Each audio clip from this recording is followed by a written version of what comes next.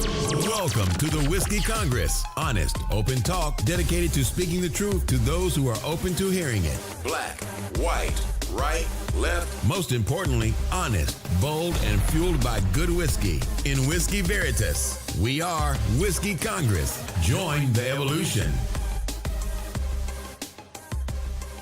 Welcome again to Whiskey Congress. Once again, we have a whiskey for you to talk about, or for us to talk about, and us to drink, and you to hear about. It's the Glenlivet Founders Reserve. So this does not have an age statement. It is basically it's a single malt, but it is a special offering from Glenlivet. I think that's a Highland Scotch. To be honest, I don't know for sure. Yeah, it's a. I mean, Glenlivet is in the Highlands? South Highlands of Scotland, so okay. it is a Highland Scotch. Very sweet. Yeah. Very citrusy. Yeah, and that's not uncommon. I'm not typically a fan of Glenlivet. I kind of like this. I give this a whole 90. Well, it's 80 proof, by the way, so it's not particularly strong. So it's gonna get an 89 from me because of that, right? Just because it's not very strong, but it is very good. If you're not into the more aggressive scotches, if you don't like the overpowering smoke or peat, right, or other kind of unique flavors, and you want something a little softer, this is a good way to go. $35, so price point is not bad at all. Yeah, it was on sale. It was normally 40, but still. Right, it's a good entry level Scotch, I think. Agreed. And it's even if you like Scotch, but you just don't like some of the more complex Scotches that are out there, or some of the more like I said, smoky and peatier ones. And this is the way to go. The Glenlivet, this particularly Founders Reserve, I think Glenmorangie. Some of those that are known names in the world of Scotch, but they're big names, even really. Right. I mean, they are big names, and their flavor profiles tend to be, again, a little bit more on the fruity side. Right. And there is, I personally feel they're a little bit less complex. I agree. And I don't want to... That's not necessarily an insult, right? Right, it's not an insult. And depending on the offering, that may or may not be true, right? Because they do have some different ones that, with the type of wood, the type of barrels that they age them in, that can really kind of start to cross you up a little bit. So, but this is a solid one. Will I go out and buy it and put it on my shelf? Probably not. Right. But it's definitely, if you're just looking for something to... have on your shelf as a decent Scotch in case somebody comes over, then this is a great choice, especially at $35-$40. Can't beat it. Agreed. So we had a drink at the bar before we came here, and we both agreed that we have Trump fatigue. However, there's just some shit we can't not talk about. No double negative for you there. So we're currently in a government, or semi-partial government shutdown imposed by, and if you turn on CNN or Fox, I haven't watched a whole lot of news. It's, Christmas week, and I've not been, watching news. I watched the Dexter Marathon when I was in my hotel because I wanted to watch something uplifting and charming rather than news. It's a joke. It's a joke. But the government's in a shutdown, and it's all, who has to own this government shutdown? There are essential personnel working who are not getting paid. And government shutdowns have happened in the past. Truthfully, from a day-to-day basis, you and I, or at least I, feel no difference. Does it affect you? Oh, it directly impacts me. You do deal with federal agencies, that's true. Right, I deal directly with HUD, and we have, very large multifamily mortgages, in the millions of dollars that need to be closed, that can't be closed because, there's no one there. There's a laundry list of reasons why. HUD actually put out a... They put out a statement and sent it to everyone. I got it, I think, in my email yesterday, explaining kind of what to expect. And what I'm supposed to expect is that nothing's going to be happening with my transaction until this gets resolved. And so, because our particular transactions didn't meet certain requirements in terms of dates when certain things were submitted, which, we didn't anticipate this coming. Sure. Back when this project initially started, so we didn't, it didn't really matter up until about a month ago when we realized, hey, government's not funded yet. What's really the potential? And we started to push, but there just wasn't enough time. So we could, in theory, feel an impact. Now, for us, nothing was going to happen on HUD side this week anyway, right? It's between Christmas and New Year, and I think for a lot of people, this week is sort of kind of pads the stats for everyone, right? Like there's just not a lot going on. There's certain people not getting paid, and we can talk about how that works in a second, but this week kind of bought them a little bit of time, but since they're not really, no one's coming to the table to negotiate. You've got a number of your congressional leadership that's actually, or your congressional members that are, switching places. You've got a Democratic Congress that's coming in and taking over the House January 3rd. So nothing is happening this week. This could have been valuable time to kind of start to hammer out what looks like a deal, but the people who were going out said, screw it. And everybody else was like, well, it's vacation time. So, now we have to wait for the Democrats to come into the Congress or a Democratic-controlled Congress to come in. And, are they going to change their stance? Likely not. Is Trump going to back down off of his stance? Likely not. And so this could extend another week after the new year, another 2 weeks, who knows, another 3 weeks. Like I haven't heard good estimates. I've talked to people in D.C., and no one is really, estimations are all over the place, and everyone eventually comes back to no idea. I wasn't trying to throw you a softball when I said that, but yeah, now I think about it, it does affect you dramatically. My life as a between projects consultant, right. But the post office doesn't stop, the military doesn't change. I don't deal with a lot of federal agencies, but you do, right? And it impacts you. And I have a couple guys in my gym that are federal agents for various agencies, and I won't throw which ones they are out there. Just not that it's not a good idea. But I talked to them, and essentially how it works is they're showing up to work, and for the time being they're not being paid. What'll happen is once government is funded and everyone comes back, and you get a budget passed, then they'll be essentially paid back pay in most instances, right?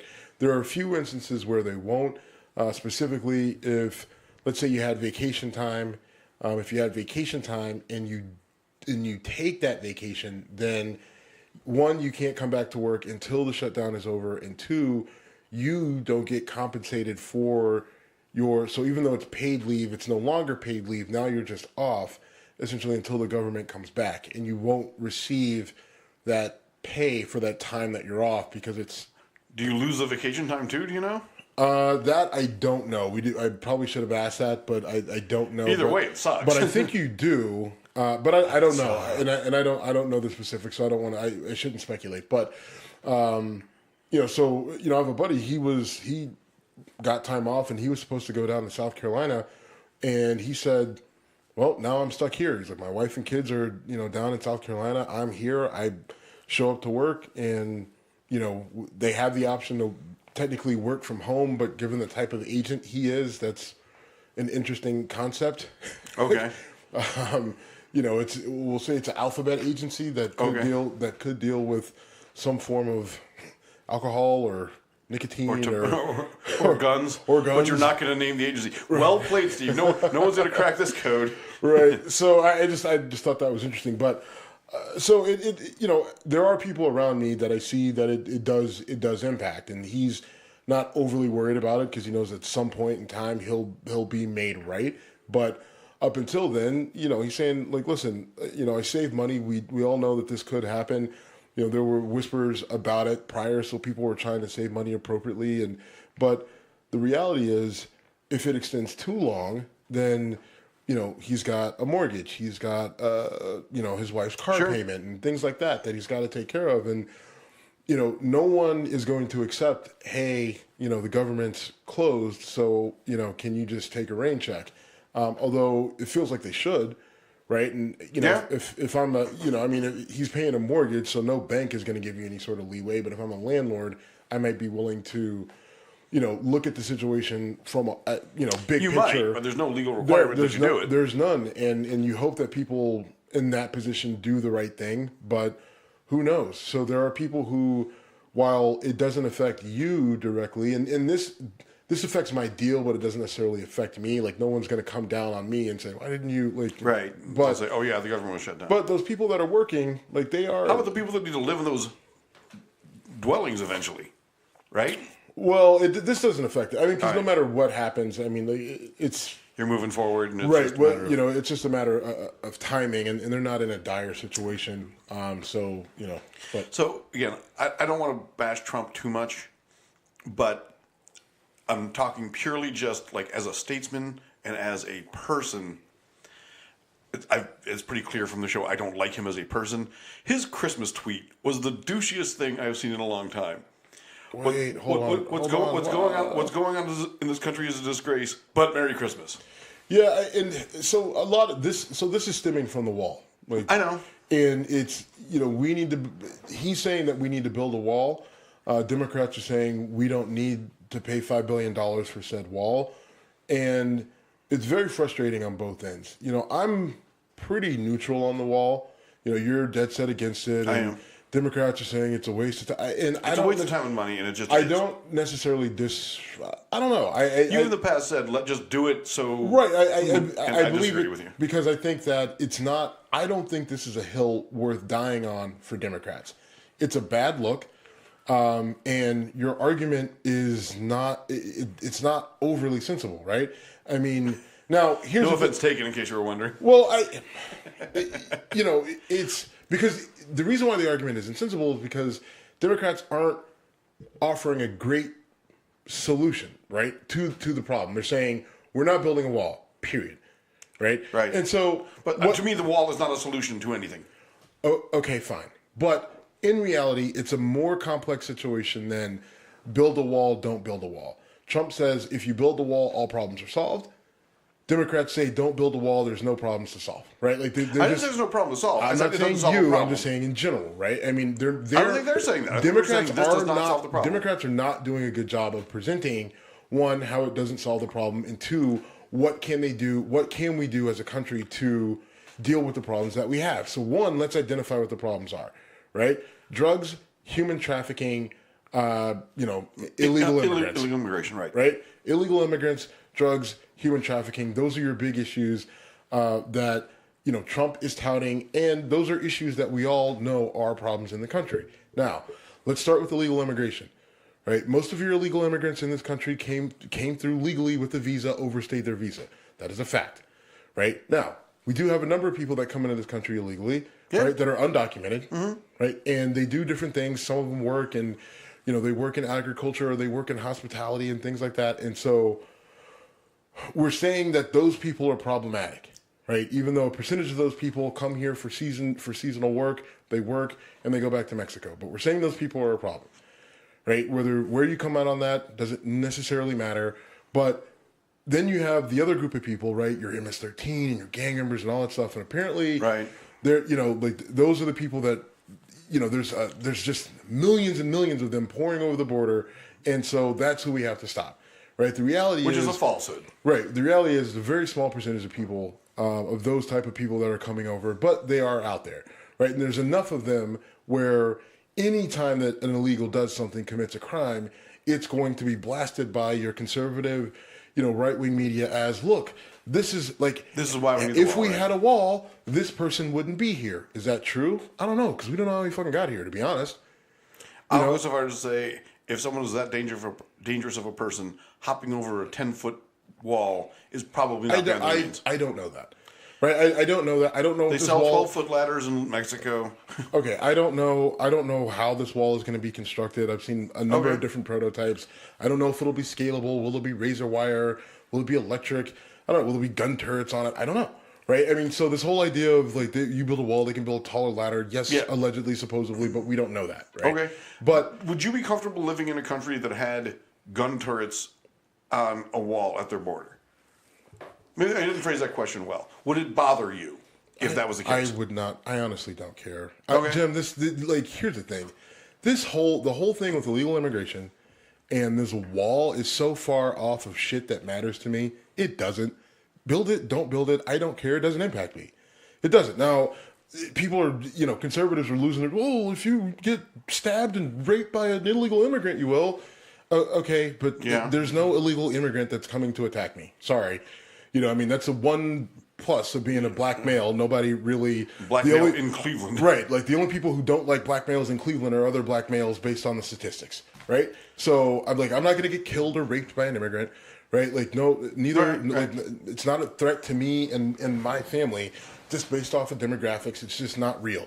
So, I don't care either way. Build it, don't build it. I don't give a fuck. Right? I mean, I really don't. It doesn't, like, to me, because the truth in the matter is, and I was kind of being sarcastic, but the truth in the matter is, maybe it does slow a small percentage of dangerous illegals coming over. And if you want to say if it saves one life, then it's worth it. Okay, fine. Right? Okay, fine. I'll give it to you. I'm rather neutral, so I'll give it to you. The drug thing, get the fuck out of here. I've talked to DEA agents. I've talked to ATF agents. I have direct access to them. I've talked to state troopers, ICE agents, Border Patrol. They say you can build the wall. It is not going to stop or slow the flow of drugs in this country, not one bit. They are coming in planes, right? Thank you for saying that, because I thought you were going to claim that would help. They are coming in planes. They are coming in boats. They are coming in submarines. They are putting it in cars and driving it right through legal checkpoints. Yep. Right? I mean, it's coming over in so many different ways. This isn't going to do anything. Right? And they're like, oh, well, we stop people from bringing it across the border. You stop people from bringing some weed. Okay. Good for you. Great. Weed is legal in the state you're probably crossing. Right, in 35% of the country. Right? So you're stopping weed. Outstanding. But, and the other thing, right? Like, I mean, the heroin is coming from Mexico. Right? Because they can grow poppy fields and all that other stuff. And it also comes from Afghanistan, as we know. But the stuff from Afghanistan is not coming from fucking Mexico. Right, like, so I mean, there's part of your issue there, and we have a listener who's from Hawaii, right? Yes, we do, and he makes his presence known to us on Twitter on a regular basis. And he does, and I don't know if he actually listens to the show or not, but he threw this, he's big, like, you got to have the wall because Trump says it, and it's going to be good for America, and he's like, it's going to stop drugs, and I'm like, oh, okay, weird. You live in Hawaii. Hawaii has a massive drug problem. I think we should build a wall around Hawaii. Right, like, I mean, does building a wall around Hawaii solve your drug problem? Well, no, but okay, shut the fuck up, right? I mean, because the drug issue... Very good point. I didn't see that exchange. Right, the drug issue isn't going to be resolved by building a wall. It's just not. Right? It doesn't matter what It's not that it won't be resolved. It won't be impacted. No, it won't. It really won't. The wall will have no effect on illegal drugs coming across our borders. Talking to people who directly deal with this day in and day out, right? Figuring out where the drugs are coming from, how they're getting here. A lot of them are coming in from the East Coast, right? New York, Maine, Miami. New Hampshire, right? Well, yeah, Miami, but not, I mean... By boat. They pay a lot of attention to what's going on down in Miami, but in terms of where do you think the drugs are coming from, they're coming from the Northeast and the Northwest and pretty much every seaport along the border, along the coast, on both coasts. Right? Like, so, I mean, and they're literally flying, they're just like, well, we'll just fly right over it. Yep. So... someone was just like... a really tall wall. Right. 30,000 feet, you might impact... Like, people are talking about, oh, well, they'll just dig under it. They don't have to dig under anything because they're flying over it. 30,000-foot wall. That's my solution. So we've talked... Illegal immigration, right. Does it impact? Maybe a small percentage. Drugs, it's not going to make a dent. The other drug, fentanyl. You can order fentanyl. You can order fentanyl directly from China. We can get online right now and put an order in. And I saw that they did it on Dateline. Me and a buddy were joking around and said, oh, is this really and it's scary, but you can actually do it. Right? Like, so building a wall isn't going to stop fentanyl from coming in. And fentanyl is one of the biggest issues. Well, it's the biggest issue with overdoses because it's so fucking it's killing people, right? I mean, it's incredibly lethal. So, yes. A wall doesn't resolve that problem, right? And then in terms of human trafficking, guess what? Will it make a small dent? Sure, maybe a small dent. But you've got some of the people that are being these people that are being trafficked are from all over the world, from Liberia, from South America, from Asia, from Eastern Europe, from just right in the United States, from right. Human trafficking. If you put a wall in it, like considering it's happening all over the world, they have already figured out a way around your wall, right? Right. Like, so why do we disagree? What I'm saying is, to me, I take that off the table, right? You want to build a wall? Fine, build a wall. Now, mind you, I'm going to come back to you after this wall is built, and we're going to talk statistically how nothing has changed. But I'm willing to give you this because there are other things more important, right, than this wall. This wall, whether it's there or not, doesn't fucking matter. So we can fight against it because it's wasteful spending, but we're the same country who spends $3,000 on fucking cup holders and jets, right? So I hear your point. Now, let's talk about this as little more as possible because we both said we had fatigue. Understood. But from a political standpoint, we completely disagree. You think it's a politically good move to say, go ahead and build it, and then when you see it doesn't work, from the Democratic standpoint, you see it doesn't work, you're going to say, you just wasted this much money, whatever. I think from a political standpoint, Trump promised this, Joe Schmo in Parkersburg, West Virginia, and yes, I use that example for a reason, thinks, damn it, he promised us a wall, he didn't get it, fuck that guy. That person exists, and Coulter is that person. So I think from a political standpoint, denying him the wall is the right move for the Democrats. But our government being shut down is right? No, but again, when's the last time a government shutdown favored the person that shut the government down? The Democrats did it, got burned. Republicans did it, got burned. See, again, who did it favor? What did it matter? What about the American people? What about those people that work? Right? Like, I mean, at some point in time, can we just talk about what's good for the greater good? Right now, I mean, who wins this? I don't care who wins this.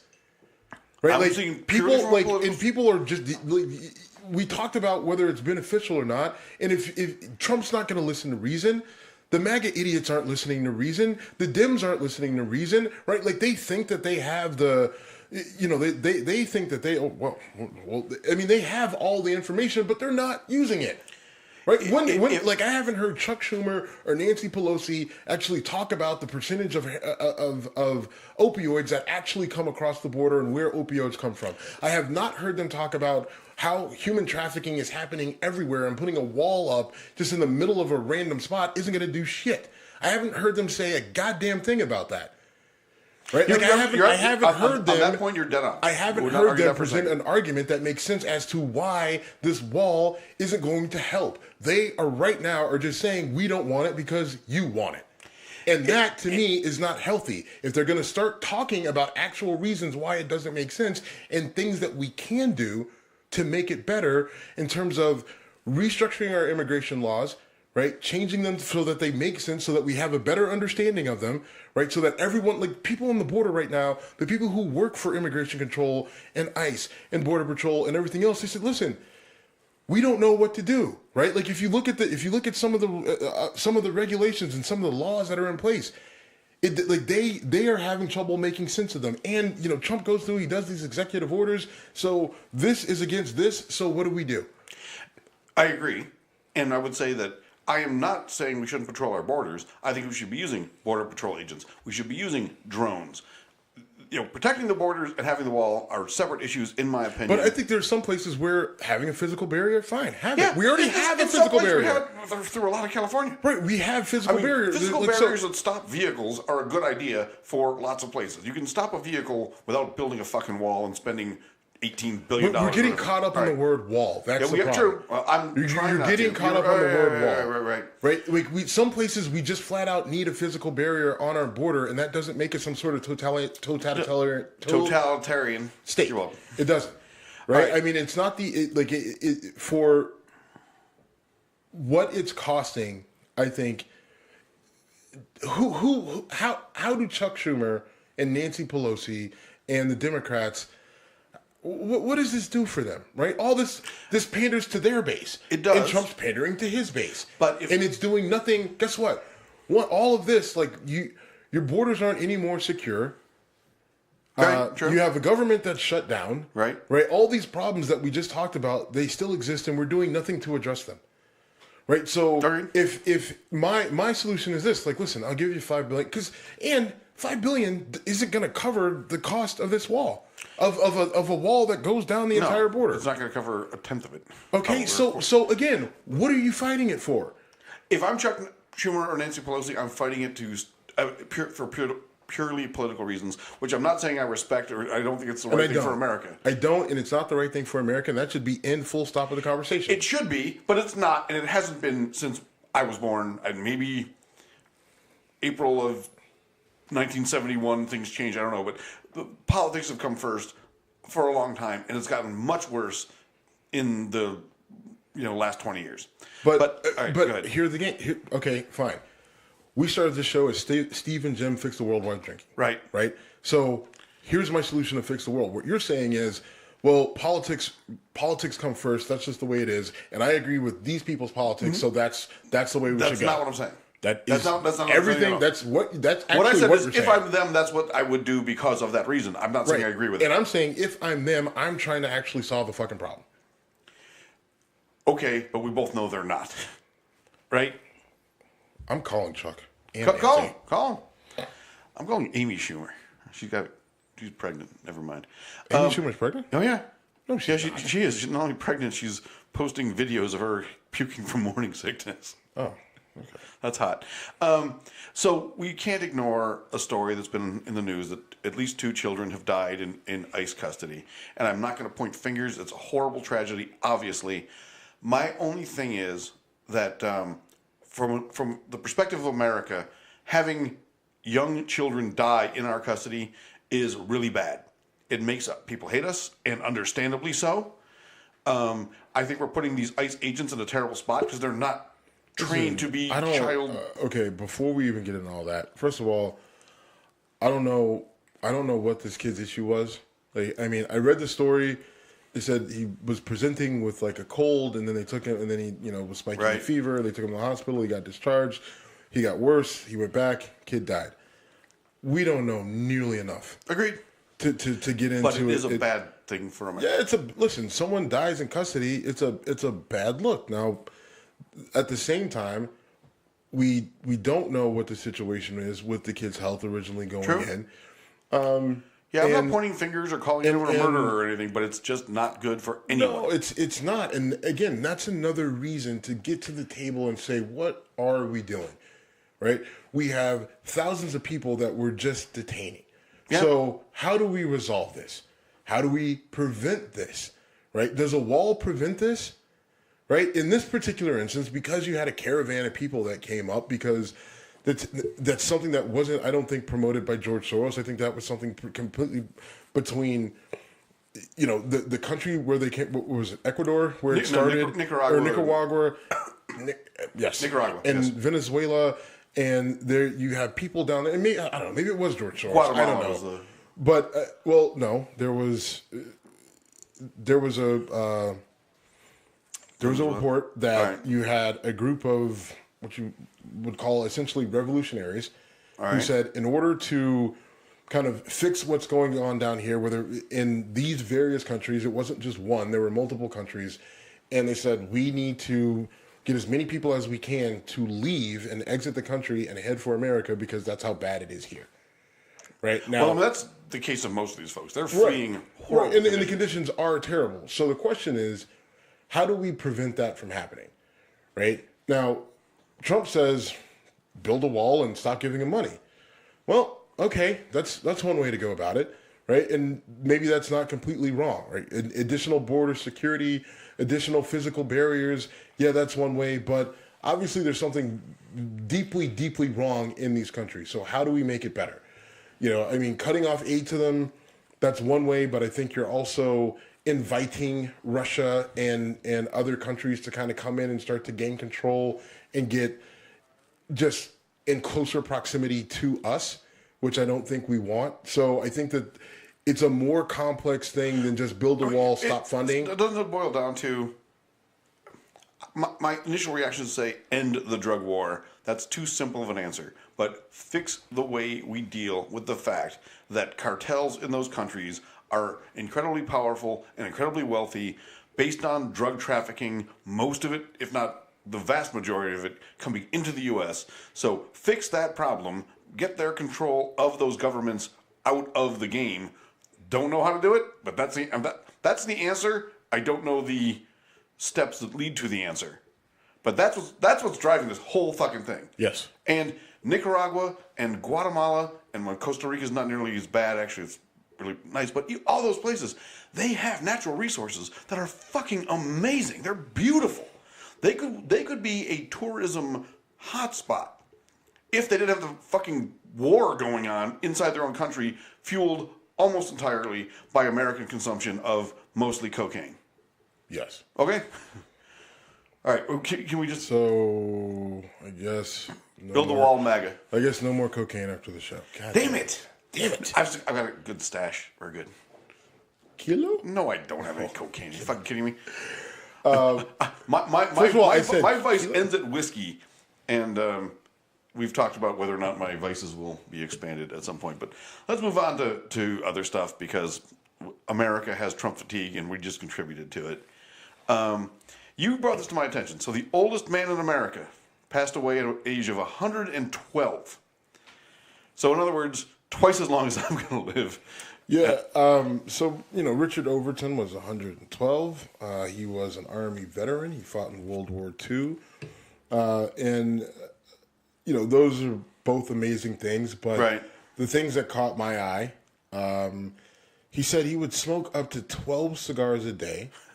And he was an avid cigar smoker and a heavy whiskey drinker. What? Maybe we're going to make it, Steve. Well, he understood moderation, so he'd have a glass or two of whiskey every day. At 12 cigars a day, I don't know what moderation. Well, yeah, exactly. Well, I mean, he understood moderation with alcohol, maybe not so much with the cigars, but I just thought, there was a lot of tributes to him on social media today, and it was nice to see. Like, you saw on both sides, progressive and conservative social media, people who normally don't jump in on politics, a lot of your whiskey sites like ours, a lot of your cigar sites, just a number of different people, even Kevin Dixie, who we talked to a few weeks back, right, put something on him, just to honor a person who is kind of an embodiment of the American dream, right? Right. He was a black man, who, if you think about it, 112 years old, what that man has seen. Wow. Right? Some of the things that he's seen from the beginning, he was alive prior to the Civil Rights Movement, right? Like, so he saw, 112, it's 2018, so he was born in 1906. So, yeah. 1906, he saw World War I. Yeah. He fought in World War II. He would have been old fighting World War II. Right. And in that war, it wasn't all 18, 19, 20 years, but still, at his age, he would have been in his 30s fighting World War II. Right. So, again, you're talking about a person who came shortly after the turn of the century, saw World War I and the impact, fought in World War II, understood the impact. Mind you, at this point in time, he's fighting in World War II, and he is... in a segregated army. Right, in a segregated army, comes back from that, is living in a segregated nation. Yeah. And then he is, alive and well for the Civil Rights Movement. Sees, he sees the overall impact. He sees the change. He saw the good and the bad and the ugly of this country, and just was an amazing resource, I have to imagine. And you hope that someone who's able to talk to him and get his story and kind of his perspective, and will it ever be published? I don't know, but for, through the eyes of an African-American man who, and I get there's, we have listeners out there, race isn't a thing, and okay, well, but it's a thing, right? I mean, like, it may not be a scientific thing, but obviously we've conjured up this man-made thing to where it matters. So it'd be interesting through his perspective, understanding what race has meant in this country and its development over the course of his life, over the last 100, and he's a person he can say, or who could have said, over the last 100 years, this is what I've seen. Yeah. Where did he live most of his life? I don't know anything about the guy. If you have that, that's great. I believe I want to say he died in Texas. Okay. But here's the let me one up your perspective. His grandparents, in all likelihood, were alive during the Civil War. Yeah. You want to know how short that when people say that was hundreds of years ago or a couple. Well, there's a guy who just died whose grandparents would have been alive in a time when slavery was the law of the land. Right. That's how. Wow. I mean, it's just amazing. Yeah, you're right. This guy deserves a movie or a book or at least something. I don't know.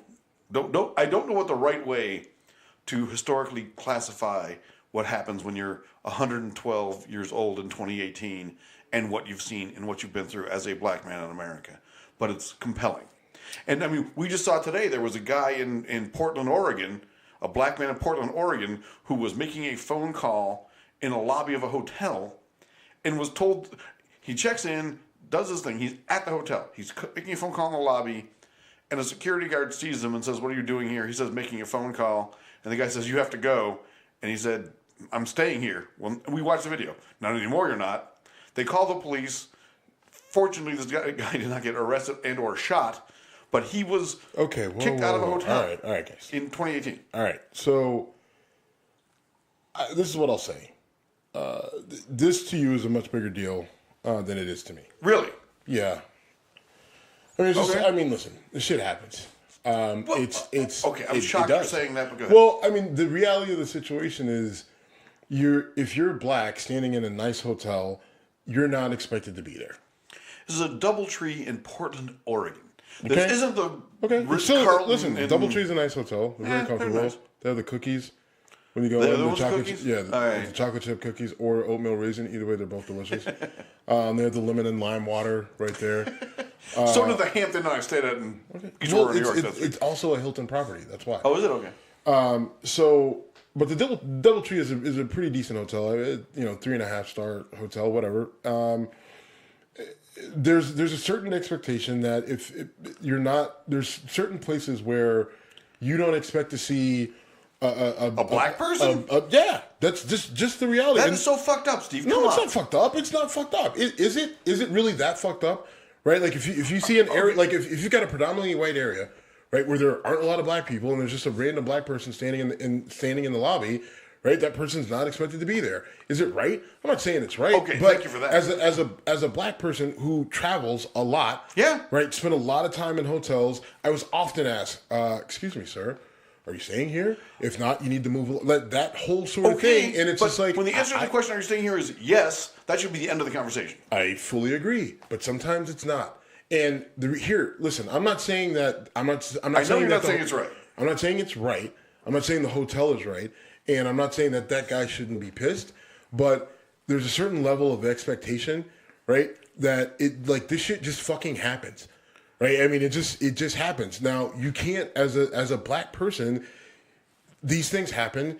You expect them to happen, and if you overreact, you could die. Understood. If you overreact, you can die. I'm not criticizing so the guy. reality is that's just where we're at, right? People, you want to get upset about it all you want, all right? Now, How are you not? Is my question. Because, Jim, it fucking happens. And I'm just at a point now where, guess what? There are people out there who see me, and because of the color of my skin, whether it's whatever, right, that just are just like, well, what is he doing here? That doesn't make sense, right? I mean, there's just people okay like in my that. book. Right?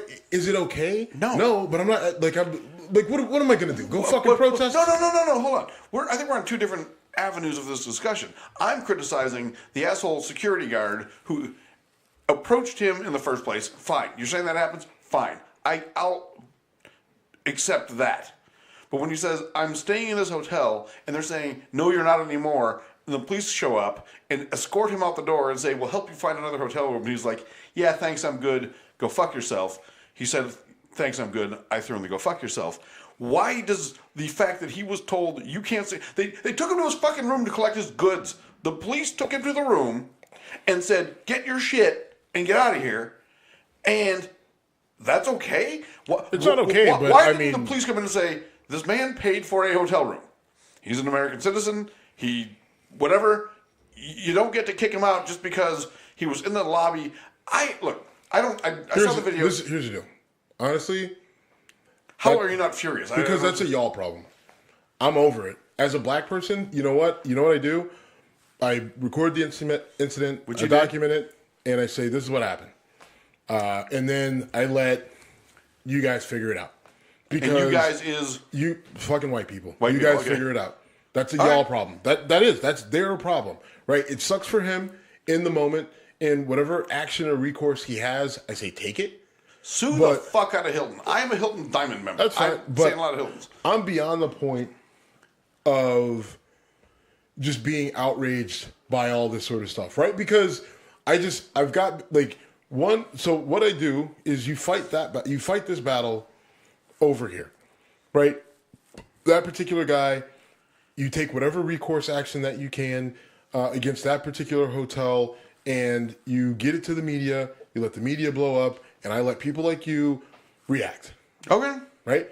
I don't have the energy for it anymore. Right? Because it happens like this. It's literally an everyday occurrence. And it's Okay. People and this whole idea of being post-racial and we have to move on and we talk about it too much and there's other okay, fine. Then I'm just going to get into that mode of I'm going to focus on the things that I can control and what you think about me and whether you think I should be there or not and all that. I can't control that. Right? Now, once you start to kind of, if you violate my rights and then okay, well, then I'll take care of it. This isn't a violation of rights? Jim, I didn't say that. What I said was, once you do that, then I will take whatever recourse that I have, right? And kicking a person out of a hotel just because they're black and talking on a phone in the lobby, right? You can't do it. So you take the necessary recourse. But my anger and outrage, like I'm over it. I'm over being angered and outraged. I'm over the protest. I've been over the protest for a long time, right? Because I felt that protesting and stomping your feet and yelling and screaming has not gotten you anything since 1964. And even back then, in the 60s, there was a method to the madness. There was legal action. There were court cases that were monumental that reshaped our society. Right now, we have people who every time that they feel that there's a slight or a microaggression, that they want to march in the streets. And to me, it is just white noise. So in this particular situation, what you do is you take it, you record it, you document it. Oh, by the way, you're violating my civil rights. I'm suing you. You're losing, and I am moving on. Right? I am moving on to the next thing. And you know what happens? One, the security guard probably gets fired. Two, the hotel is pissed because now they have to pay out because of the racist security guard. And you know what they do? They change their rules. And they say, because we had to pay out because you're an asshole, we can't have these particular set of circumstances take place anymore. Okay. So, and that's how you resolve it. But I can't, this whole thing of getting pissed off and upset and outraged and screaming and yelling, I'm just over it. Well, I'm the pissed off, screaming, yelling, fine. But the idea that this should not have legal recourse or I didn't civil, say that. I know you did. I literally just said absolutely. And I agree with you on that. But look back to the Starbucks thing, right? Starbucks, two black guys get kicked out of a Starbucks, and tons of people protested and said, I'm not going to Starbucks again. Even though Starbucks actually, in my opinion, as a corporation, did the right thing and said, we're shutting down for a day, we're going to do sensitivity training, and you can call that bullshit all you want, and you're right. It was fine. But you know what it was? It was a wake-up call to that corporation, and people who worked there that said, if you do this shit, you're costing your corporation millions of dollars, and that's going to cost you your job at some point. You're right. The security guard probably will and definitely should be fired. But I'm putting something on the police when they show up. Why don't they? The police in Starbucks, the police in this case, why don't they show up and go, okay, so you called us and there was a black guy talking to his mom on the phone in the lobby. That's not a crime. So, but the hotel, the hotel, and we know not the manager or the security guard. The hotel is the landowner. Yes. Landowner says this person is on my property. I no longer want them there. The police show up. They get called. And the owner says, I don't want this person on my property anymore. The security guard says, I don't want this person, right? Security guard, whatever. Okay. The security guard is an agent of the owner, right? So the police are put in the position of ignoring what the owner says, risking something actually happen, and then having that liability on them. Or they say, listen, sir, you've been asked to leave the premises. They didn't arrest him, right? Like they just, and they did try to make they tried to appease both parties and the man that was kicked out of the hotel basically said, "Yeah, I'm good. You're not my favorite person right now, so I really don't want your help finding another hotel." All right.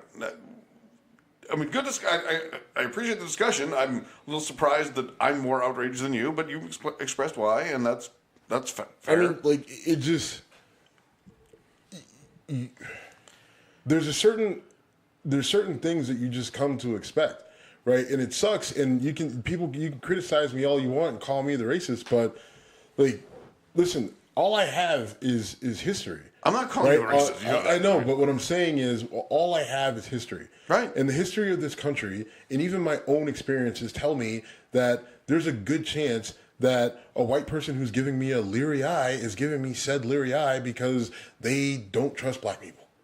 Right? Like, right. Or they don't like black people, or they, whatever it might be, but whatever their issue is with me has to do with my race. Right? Right. Based off of experience and based off of a country with a pretty aggressive history of racial issues. Yes. If your gut tells you that's where it's coming from, you tend to go with your gut. And after a while, you just get used to it. You come to expect it. Maybe people surprise you, and more often than not, they do. Majority of people are just fine. But there's still a big enough percentage of people out there who race still really matters to them, where you have to be leery of them. And when they when they show you who they are, it's not a surprise.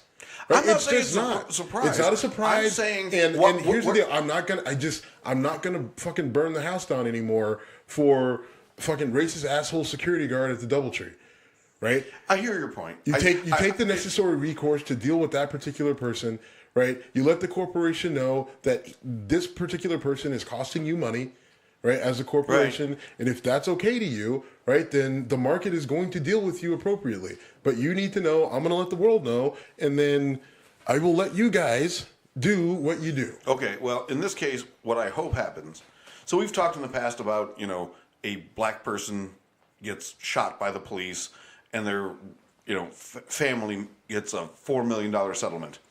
And scumbags will say, that life wasn't worth $4 million. And I'm going to say, fuck yourself, because he's dead.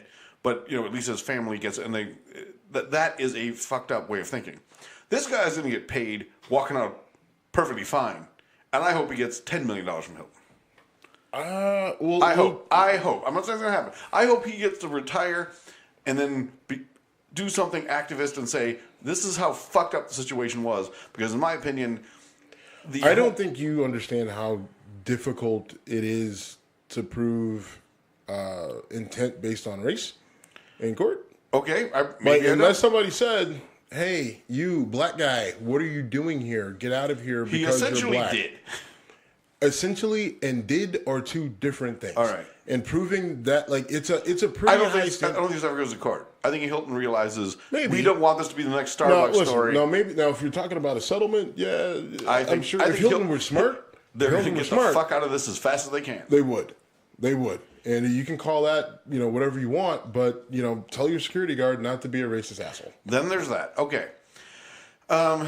So speaking of weird political asshole stuff, Kevin Spacey has been charged with basically sexual assault of Do we know the actual? I did, but I've been drinking whiskey for too long now to remember that. It was basically he's accused of sexually grabbing an 18-year-old busboy who was, by his family's claim, starstruck, and they were making out, and he grabbed the kid's junk. And frankly, from a criminal standpoint, I don't even want to go there yet. I don't know enough.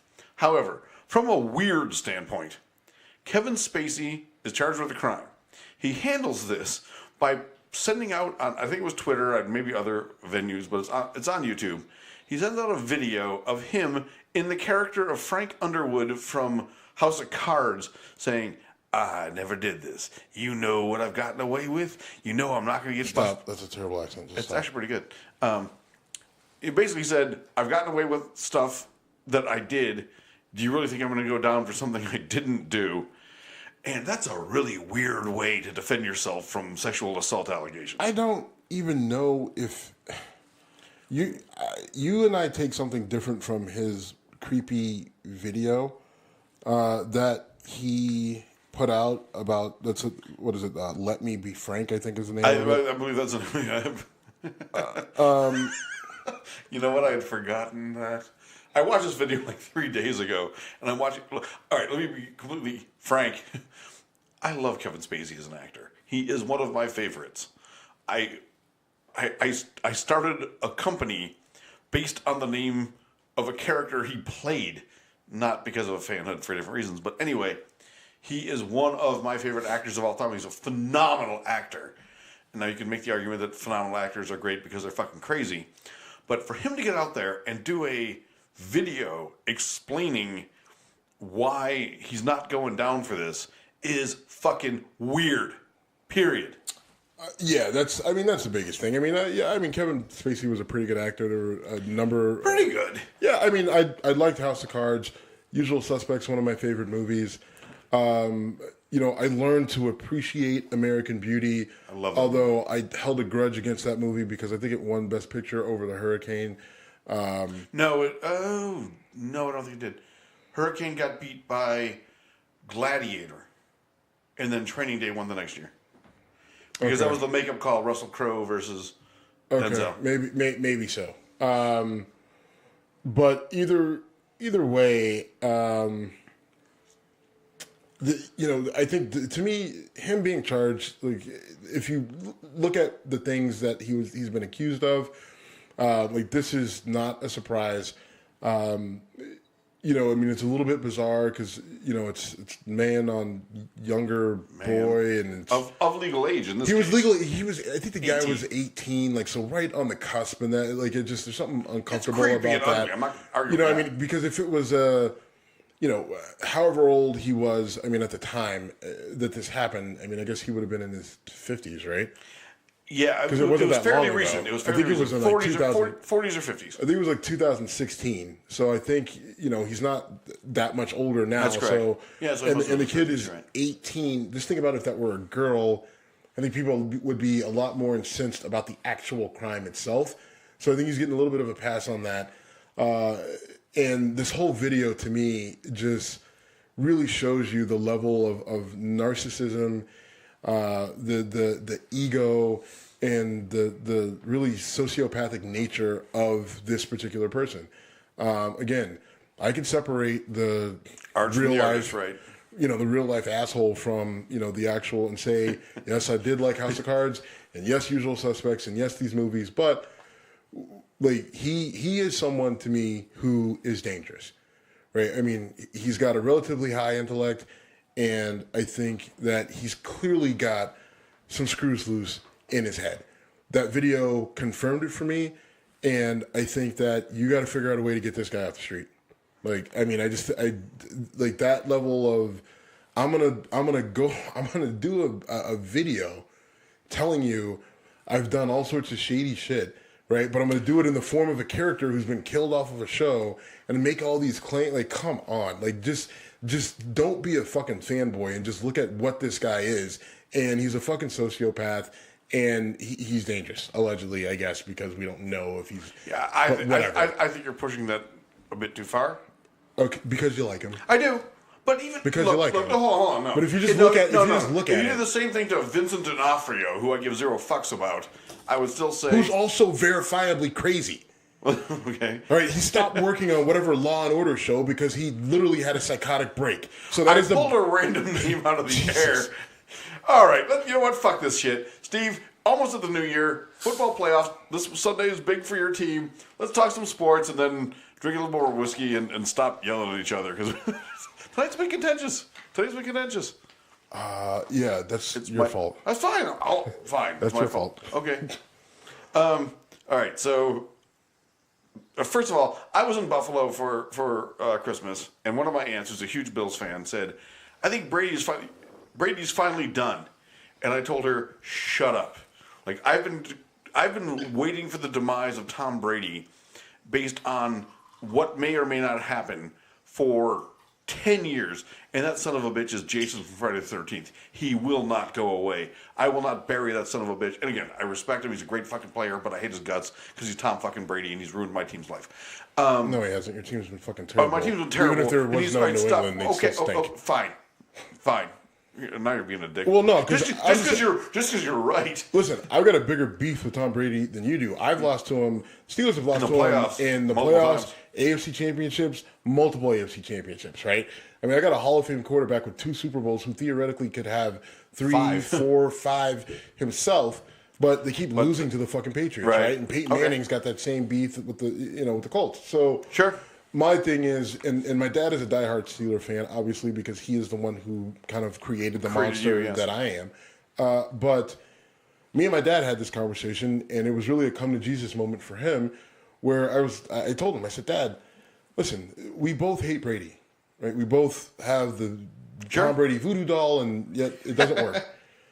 But the reality is, the one thing we could say is that we did watch the greatest quarterback in NFL history. We watched Brady. Him. He is.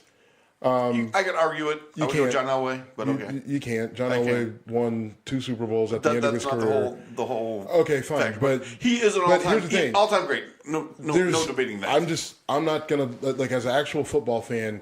If you can't say that actual football fan, unlike me, okay, right? Because listen, the guy, aside from the Super Bowls, right? You look at the different receivers that he's had all along, right? You look at the various systems that they had, the things that they dealt with, they've ran through so many different running backs, so many different receivers, so many different ways that they changed the game up each week, right? Like one of the worst players that you could have in NFL fantasy is a receiver or a running back from the Patriots, right? I mean, because one week, a guy will have 175 yards and 3 touchdowns, and then you will never hear from that guy again. Right? They not only will they not throw to him, he will not play. They'll fucking cut the guy from the team. Right? So I think there's so many different aspects to his game that you have to just accept that he is who he is. Right? I do. I mean, he's a guy who not only does he win, but hands down, there's not a single person who was an NFL, who watched the NFL, who, if your team was playing him and you were up by less than 21. Well, I mean, if you were up by less than basically 8 points, that you felt comfortable that you were going to win the game if you gave the ball to Tom Brady with a minute 15 seconds. Right, with more than 15 seconds, right? I mean, we've seen him come back. We've seen him drive down the field in 30 seconds with no timeouts. We've seen him do all these sort of ridiculous things to the point where he's a guy that you can't count out until he says that he's done. Now, his physical skills, has Father Time caught up to him? His physical skills are diminishing, right? He doesn't have as many deep throws in his arm, and sometimes you can tell his accuracy is starting to fade a little bit, but at the same time, the guy's still doing it, right? I mean, he just sliced you guys up last week. The Steelers, played him. The Steelers played him. Steelers shut him down, actually. Well, they did, but I mean, and truthfully, he didn't slice the Bills up. He only threw for like 140 yards. They just gashed us in the running game so bad it didn't matter. Because they were overcompensating because they didn't want. They're just like, if you're going to beat us, then you're going to beat us on the ground. And so is Tom Brady done? No. Is he slowing down? Yes.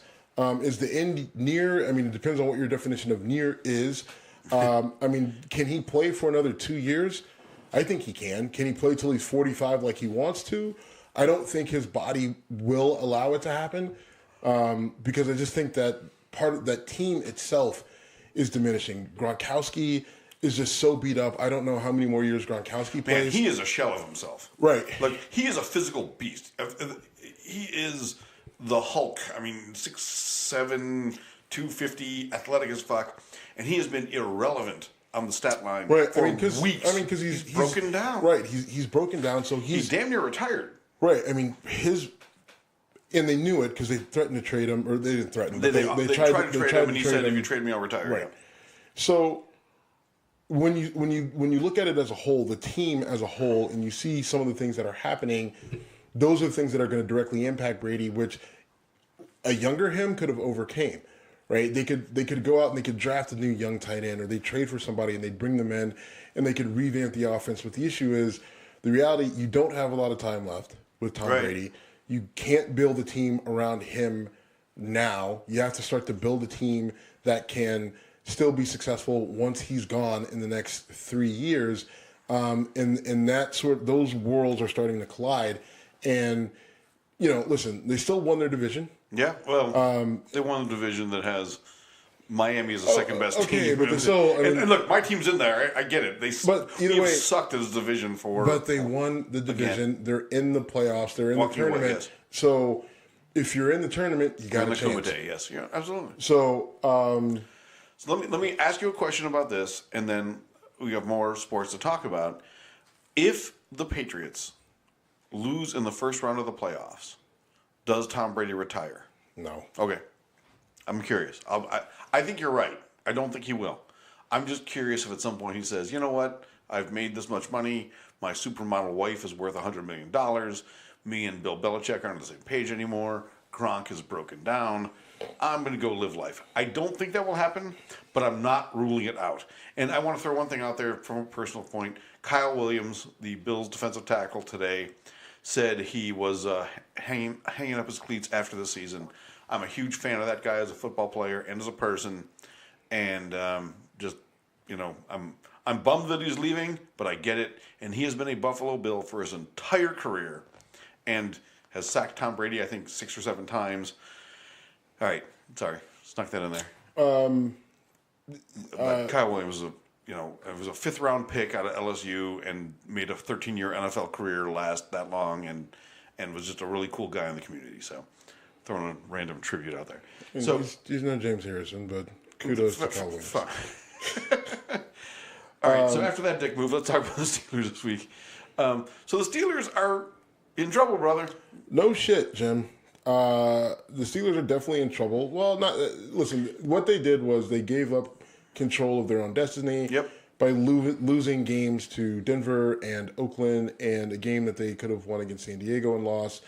And even a game against New Orleans just this past weekend that they could have won. Yeah, they were thinking late. The referees. Did that go to overtime? No, it didn't go to overtime, but there were some, there were some bad calls by the refs that were. I mean, it's not just me as a fan. I mean, you had a retired referee, Gene Steratore, even make a comment that the officiating was really bad. So I mean, there were some issues in that game. But the point is, the Steelers need to win. They need to beat Cincinnati, and then they need the Browns, of all teams, to beat the Baltimore Ravens, which there's a lot of significance in that, right? Like, I mean, the Ravens used to be the Browns, right? Art Modell moves the team to Baltimore. The Cleveland Browns, or the city of Cleveland, didn't have a team. The league allows them to have a new team, but they set up these terrible rules that essentially guarantee that the Browns are going to be terrible for the first 5 years of their existence, but then the next 15, the next 15, they kind of screwed up on their own by a lot. But now all of a sudden, they bring in this John Dorsey guy at GM. He makes the call on Baker Mayfield. They bring in Jarvis Landry, and they start to actually put talent, legitimate, NFL talent on the field. And they're super competitive, right? They fired their coach, Hugh Jackson. I am no fan. I've made it evident on the show that I think he was a terrible coach, and I have no issue with Baker Mayfield, being as disrespectful to him as he wants to be. You made that very clear, yes, you have. But the team is obviously on the rise, right? So by the time you guys hear this, we'll actually know what happened, right? We'll know if the Steelers beat the Bengals. We'll know if the Browns beat the Ravens, or if the Ravens beat the Browns. And it's interesting in all this because they moved both the games from 1 o'clock to 4:25 p.m., which is not quite a primetime spot, but it goes right into primetime, and it's huge. And those numbers for the NFL have been big, and the ratings for the NFL have been very big, especially the second half of the season, as races for playoff positioning and things have gotten tighter, and there's just so much value on pretty much every game, and there's a fair amount of parity in the league. And it just shows you how far and how quickly things can kind of turn around. At the end of last season, you had the issues with the kneeling, and President Trump was, tweeting about the NFL, and every week he would, throw in a snide remark. He's got other things to worry about now. There's a theory out there that the NFL owners kind of got together and, told Trump to kind of cool it. Whether that actually happened or not, I don't know.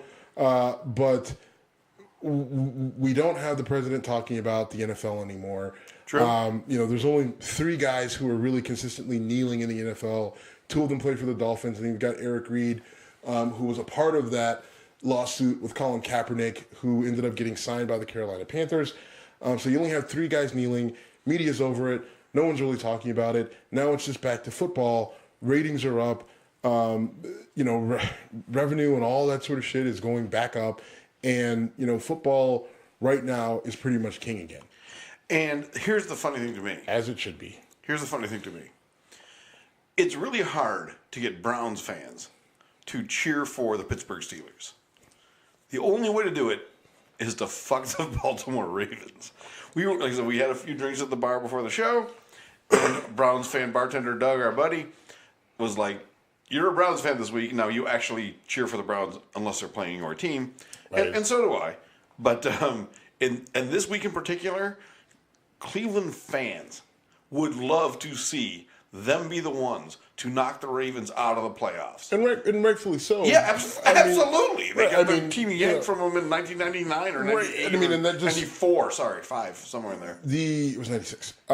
Sorry. That's 6, really? Yeah. All right. The beauty of it is the mild poetic justice of it, right? Right. The Ravens need to win to get into the playoffs, and the Browns are what's standing in their way. Now, it's a relatively even matchup. I mean, I think the Ravens are favored by, I want to say, the last I saw was like 3.5. Is it in Baltimore or in Cleveland? It's in Baltimore. Shit. And 3.5 is actually in the world of betting. That's basically a pick 'em. I mean, they say 3-point home field is 3 points. Right, but it's 3.5, and that half point. That half point matters in the world of betting. And listen, Vegas has it down to a science. Yes, they are good. So, the Browns are looking at an uphill battle, but they're a very scrappy team. They've actually beaten Baltimore already once this season. They beat them when the Baltimore Ravens came to Cleveland. So this isn't as big an uphill battle, right? This isn't as big of a David and Goliath sort of challenge. And furthermore, Cleveland gets to play with a nothing to lose attitude. Right. If they want to go on 4th and 1 from their own 40, if we make it, great. If we don't, well, listening to sports radio all week, listening to the coaches, listening to the players, Cleveland is approaching this like a playoff game. They want to win this game. Just to fuck Baltimore? No, I mean... Don't say no. That's part of it. No, I mean, I think this group and this team and these coaches, these guys are looking at Baltimore, and they're beyond emotion, right? What they're a team that's driven and on a mission. And unfortunately for them, in their eyes, they're mathematically eliminated from making the playoffs based off a number of things that happened last week or 2 weeks ago. But they feel that if they end the season on a good note and the offseason goes well, they can pick up where they left off. And they want to end this season with a win, right? They want to feel like they're going into a playoff atmosphere. Baltimore has to win this game to get in. Yes. So Cleveland's saying, we're going to match your intensity. You want to win this game to get into the playoffs, and we want to beat you to keep you out, right? And because listen, Baker Mayfield doesn't listen. The kid is he's I like him. I know you do. But the thing is, he doesn't truly understand the history of Cleveland and Baltimore and things like that. He's just too young, right? True. He's from Texas. Right. I mean, he's from Texas. He doesn't know shit about this. But what the kid does know, he does know winning, right? He won a lot of football games between Texas Tech and Oklahoma, right? And he's won, he's won more games this year than Cleveland's won in the last 3 years combined. Yeah. Right? So the kid knows. Jeez. You know what I mean? It's crazy. It's horrible, but you're right. I mean, but the kid knows what it takes to win, and he knows how to push to the next level. So he's looking at the opponent as just that, another opponent that needs to be beaten. Right? And when you take that sort of mindset, I like them going in, and I think that they can win the game. I think it'll be close because Baltimore's a good team as well. Here's where I disagree with you. I think Baker Mayfield has been told by whether it's media or teammates or whatever that he's like, you will become more beloved, more popular, more Cleveland's guy if you knock Baltimore out of the playoffs. I think that is okay. That has been said. Okay, that's great. But the reality is, I'm just talking about his true understanding of it. Okay, fair. Right? No, true understand. One, age is an issue. Huge. Yeah. And he doesn't understand. In 1995 or 6, he was 10, 2, 2. I don't think 2. he was, I'm old. I'm old. Kids, he can't be older than 23. He's 23, yeah. So, I mean... 5. Fucking 5. All right. Moving on because I don't want to... No. Not moving on. All right. Right? To the point, though, one, his age matters in terms of fully understanding what it means for the Cleveland Browns to be ripped from Cleveland because he doesn't really know Bernie Kosar. He doesn't know Clay Matthews Sr. He doesn't know, all the, Hanford Dixon and Metcalf and touchdown Tommy Vardell and all those fucking guys. Like that shit means nothing to him. Right? So he doesn't understand what it meant for this town to lose their team. Cleveland is a football city. Right? Like, 100% yes, LeBron, and yes, the Indians, but the Indians were only as popular as they were because there was no football team here. Those years where the Cleveland Indians were at their best and they broke the attendance record, that was because there was no competition, right? I mean, there was no NFL. So, I mean, of course, from pretty much August until the World Series every year when we'd lose in these ridiculous games, whether it was against the Braves or the goddamn Cubs. No, we didn't lose to the Cubs. We lost to the Braves and we lost to the Marlins. Okay. Then you lost to the Cubs later. Or whether it was games against the Red Sox or whatever. Like there was no football here. There was no football here. The Browns were gone, and the Browns came back, but then they were terrible for 20 fucking years, right? But Baker doesn't carry that baggage of the last 30 years with him. Right, like all he knows is what he stepped into was a shit show, and he knows Hugh Jackson. He knows 0-16. He knows, his coach jumped into a lake with his ass hanging out, in the offseason. But he also knows that he stepped up to the plate and was able to get this team wins when they weren't able to do that before. And now the next level is what can we do in the playoffs? Right. Yeah. So next year the Browns are playoffs or bust, right? I mean, absolutely. The expectations change. So that'll be the next progression to see how they develop and how he develops and things like that. But now, the mission at hand is we may not be able to get all the way into the playoffs, but we're going to go ahead and play this like this is our Super Bowl. Destroy the team that our fans hate. Yep. I think that matters. So I want to bottle of Jameson off my buddy Ben because I said the Browns will win 6 games, so that's fun for me. We're well over an hour 10, and we got the college football playoffs coming up. Oklahoma versus Alabama. You want to do predictions or what you want? Because I know what I want. Prediction, I predict that Oklahoma wins that game. Really? Yeah. I want that because I fucking hate Alabama. Right. And as a Big 12 conference, The problem is Oklahoma's defense stinks. The problem is Alabama has not seen an offense anything remotely close to Oklahoma's. All right, so as a West Virginia graduate who plays Syracuse tonight, by the way, West Virginia's offense is damn good. West Virginia's defense stinks. Oklahoma's offense is amazing, but their defense stinks. And this is going to be a weird game. I'm looking forward to it. I really want Oklahoma to beat Alabama. That would make me so happy. I'm rooting for the underdogs in both these games. It was Oklahoma, Alabama, and it's Notre Dame and Clemson. I expect the Clemson Tigers, but the seeding to hold up. I expect it to be eventually Alabama, Clemson. That's what I'm predicting. Having said that, I would love to see one or both of the underdogs to win. I mean, do you have any faith in Notre Dame having a chance against Clemson? Because I don't. I do. Do you? Notre Dame has... I haven't watched them at all this year, by the way. So I've watched all of them, so it's interesting that you're doing all the talking on this. And you're not being a dick at all, so that's great. I mean, I watch a lot of college football. I watch a lot of Notre Dame begrudgingly. I watch a fair amount of Clemson. Clemson can be beaten with bigger receivers. Notre Dame has bigger receivers with speed. Notre Dame has a running game. Notre Dame's quarterback is the least heralded of these quarterbacks in the playoffs, but I think he's probably the second best quarterback in the group behind Kyler Murray. Right. So you're Tyler Murray, sorry. But I think what ends up getting, if Notre Dame doesn't win, it will be because it'll be because the middle of their defense doesn't hold up. And Clemson, and the one thing with Dabo Swinney is my man, when he sees a weakness, he will attack it over and over and over again. And if you can't adjust, which I don't know what Notre Dame would do to actually fix that problem, because they're not going to be able to get a new safety who can cover anybody, or a linebacker who can cover a tight end. And so if Clemson can get to that point where they can attack it over and over again, then it's probably over for Notre Dame. I think Oklahoma's got a better chance of beating Alabama than Notre Dame has of beating Clemson, but I think Notre Dame can actually beat Clemson, although I anticipate Clemson wins that game. So you end up looking at an Oklahoma-Clemson title game. Man, that'll be a shootout. It would absolutely be a shootout. It would be a lot of fun. I mean, it sucks to be miserable because Ohio State or UMass isn't there. UMass is quite the ways away from that. I was going to say, that's a little one of these things. It's not like the other, brother. Right. I know your loyalty to UMass. I respect it, but come on now. I mean, UMass is, we are not quite there yet. I didn't do the West Virginia thing. Right. West Virginia was way closer to that fight than UMass. Yeah, we weren't even in the arena where the fight was taking place. And so West Virginia's quarterback, Will Grier, is not going to play in the bowl game. Nope. And I don't blame him. Nope. I'm not happy about it. Mm-mm.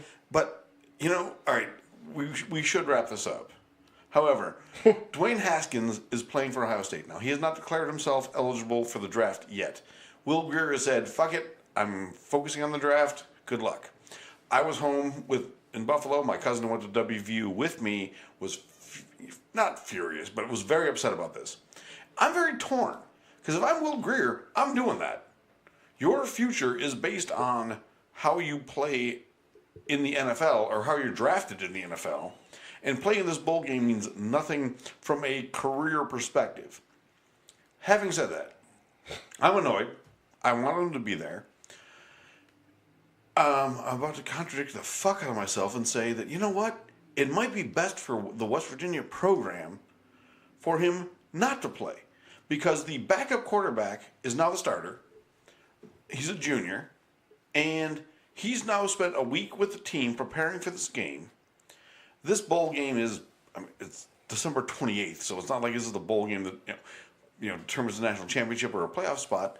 So this guy becoming the next guy in line might actually help the team next year. Well, it depends on how good he is. Right? True. Well, but we're going to find out. Right. I mean, so this is my thought process on it. I have the guys that I played with, we have a private group on Facebook, and this came up. The Grier thing? No, we don't give a fuck about Grier. It came up with Nick Bosa. Okay. Nick Bosa from Ohio State got injured, shut it down, said fuck it. Like he did it back in like week 4. Right. Right, and it came up following an injury. I'm not right. I mean, it's following an injury, but I mean, and it came up. And a lot of people, a lot of the guys that I played with, were pissed. They're just like, screw that. I mean, we, blood, sweat, and tears. Loyalty, right. Yeah, ride or die. And I, being me, my point was, listen, I get the whole loyalty thing, but at the end of the day, guess what? None of us are going to be able to pay his bills if he gets hurt. Right? Like, I mean, it's just the reality of the situation. Now, if it's me, do I play? Yeah, I play. Right? And you can get insurance. So there is a you gap. can get insurance. And the other thing, too, is that the whole, listen, the medical technology and knowledge is just so much more what it was. Like, listen, Jalen Smith is a perfect example. Jalen Smith was a linebacker for Notre Dame. His game was speed, and he was an incredibly smart player, could diagnose plays, and he would get there in a hurry. He plays against Ohio State in a bowl game, and Ohio State wins that game, blows out Notre Dame. But the worst part about it is that in that game, Joey Bosa gets kicked out for using the crown of his helmet, and Jalen Smith blows out his knee, devastating knee injury, and he was arguably going to be a top 10 draft pick. Well, Dallas Cowboys look at it and say, how bad's the knee? And they're like, it's bad. Can you fix it? Doctors are like, yeah, we're pretty good at what we do. Jerry Jones and company says, all right, we'll take him. They take him in the middle of the first round. Did he lose some money? Yes, but he didn't lose a ton of money. He's still doing pretty well financially.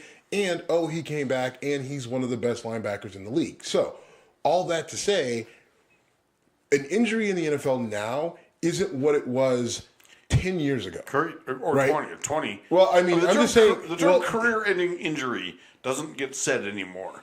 In 1988... It did. It does. I mean, listen. I mean, Alex Smith broke his leg this year, and they were talking back next year. They were. I mean, there was concern early on that he might have lost his leg, right? I mean, it happened to a Bears player, the tight end for the Bears last year. It happened to him too. But there are devastating injuries that can happen.